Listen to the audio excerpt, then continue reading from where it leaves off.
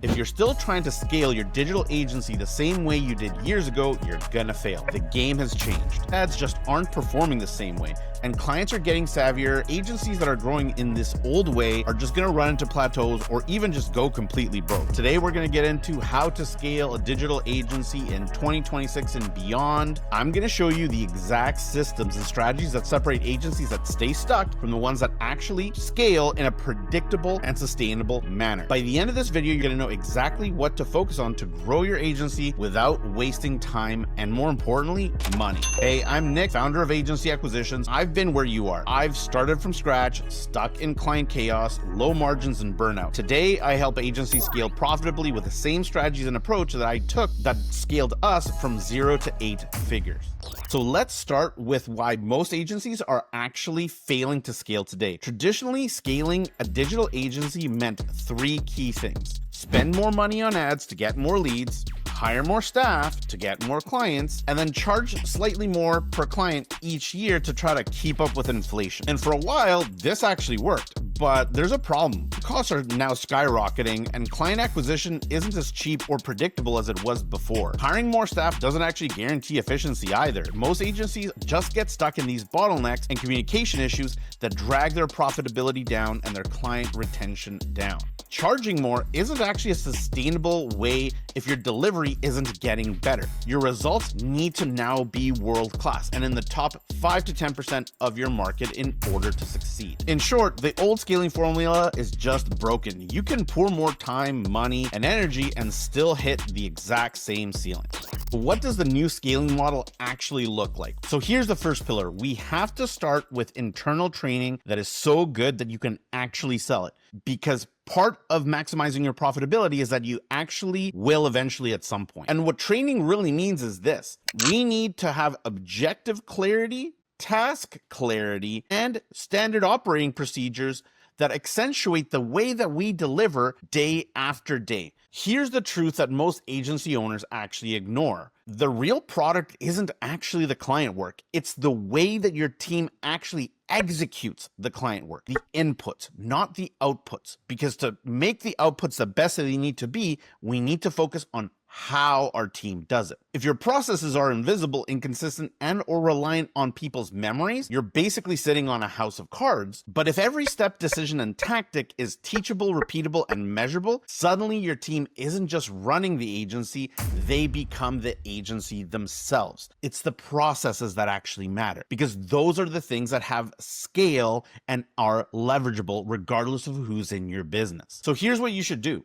Capture the subtle moves, the decisions the top performers make without actually thinking, the intellectual property of your business. You have to document it. If it's in anybody's head, get it out there. So that way you can actually train it, multiply it, and have your top performers train your worst performers in a way where we can actually scale the business. Every single person should be able to pick up based off of these documents and internal trainings and run with it without asking too many questions after they've been properly onboarded. Designed for independence. When that's true, you've actually created a system that is gonna pay for itself. Here's the hard truth. Agencies fail not because they don't have enough clients, but because their expertise is trapped in one person or more than one person's head. So you need to free that, train it to everybody else, and make it scalable. Because if you do this, eventually you've built something that can scale itself and that you can actually sell. I'm going to give away an SOP on how to make SOPs. You can find it somewhere here. Take this document and document every single process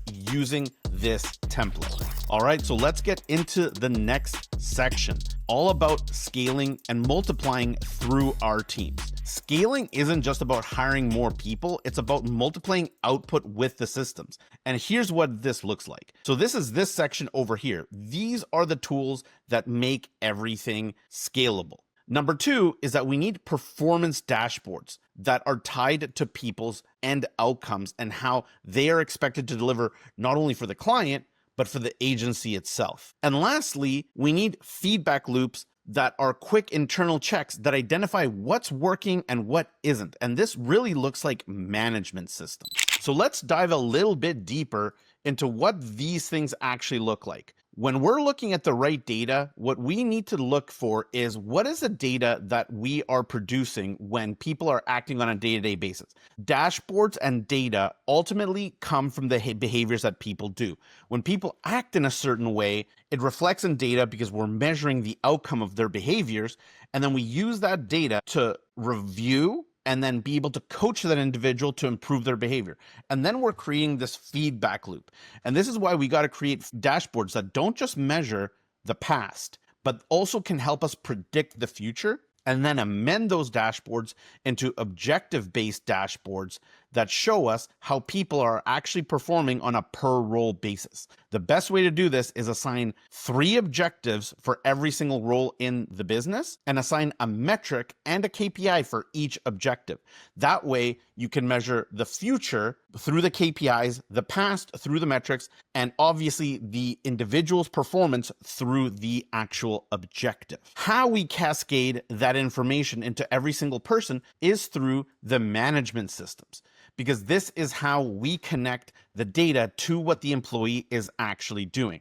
I could go on forever about what management systems are, but ultimately it's creating a behavioral feedback loop so that we can help people succeed and do what's right for the client, do what's right for the agency, and do what's right for themselves all at the same time. And look, I know that this sounds like a lot of theory, but this theory pays off when you do all of this. This is what I call the foundation of an agency. When you have the right objectives and the right task clarity, and then you have the right dashboards, along with the right behavioral feedback loops through your management system, what you end up getting is a bunch of team alignment, efficiency, and savings. But this goes beyond theory. Let me show you what happens when you do this in practice. When you do this in practice, this is what you get.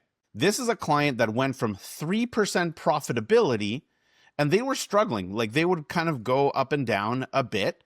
And all of a sudden here, towards the end of this year, you see all of these things that we just went through, they build up over time. And all of a sudden, they start working. For the record, August alone for this client did more profit than all of 2024 combined in a nominal basis. And September did twice as much profit as 2024 all in. So between August and September, they did 3x more profit than all of 2024 combined. So this isn't just theory, it works, because small wins lead to large impact. All right, let's get into pillar 3. This is the elephant in the room. AI alone is not a differentiator. And I hear a lot of people talking about AI, and they're not really thinking about it in the right way when it comes to a marketing agency. Yeah, AI is transforming the agency landscape, and it's an incredible tool for automating repetitive tasks. And frankly, the biggest use of it is actually for design. It scales how much design one individual art director or senior designer can do. The agencies that leverage AI in a very specific manner can effectively save a ton of time and streamline workflows and optimize campaigns faster than ever before. There's no doubt about it. But AI alone is not a differentiator. Everybody's using it. How effectively people are using it, that's a different question. Not everybody's using it to the maximum ability. Clients value the human interaction more than ever before because AI creates a lot of AI slop. AI can automate follow-ups and help us produce more work, but it can't replace genuine conversations or strategic guidance, not only for the client, but for the client of the client. Creativity is still a human-first thing, and AI is fantastic for ideation, but humans still excel at connecting emotionally with the target audience. AI can do a lot of the tactical things, but the strategic elements is where it falls down. People need to shift over to more of a consulting mindset where we're designing full funnels rather than specific to-dos. Here's where I think this really needs to go in 2026 for you to succeed as an agency. The AI supports, but the humans lead. You really have to think about AI as a productivity multiplier, not a replacement. Use it to handle repetitive tasks and surface insights or speed up the creation, but ensure humans are not only steering the strategy and refining the messaging, but actually building client relationships and auditing the work that AI does. Nothing can go out the door without human supervision. Look, I've seen agencies try to make it AI end-to-end. It doesn't work. I've seen more than one agency lose their shirt this way. So what you need to do is leverage AI where it makes sense to use it, but don't let it go directly into your client or another human touch point without reviewing the work first. And definitely don't trust it in the moments that truly build trust, loyalty, and frankly, results with your clients. Because if you do this and you pass on AI slop, they will lose all trust in you. So here's my key takeaways for you in this video. Your agency isn't just about your clients. It's about how you leverage your internal systems to actually fulfill your clients' needs. You can't scale what you can't measure. So dashboards and these behavioral feedback loops are the heartbeat of your organization so you can deliver in a meaningful manner. And you're not just relying on people, you are relying on the systems of your business. Remember, high performers are expensive, but leverage isn't. When you can take high performers and create systems around them and help them create systems, because if their quality is actually present in everybody else through them helping all of these systems and training others, all of a sudden leverage gets real cheap real fast. And I think the most important thing is your IP is trapped inside of habits and behavior, not your contracts. And what this means is your IP isn't your clients. Your IP is the behaviors that you have inside of your business. And this is why you not only have to measure the behaviors and habits, you also have to improve them and document them. This is what's going to generate maximum leverage, scale, and profitability for you in the years to come.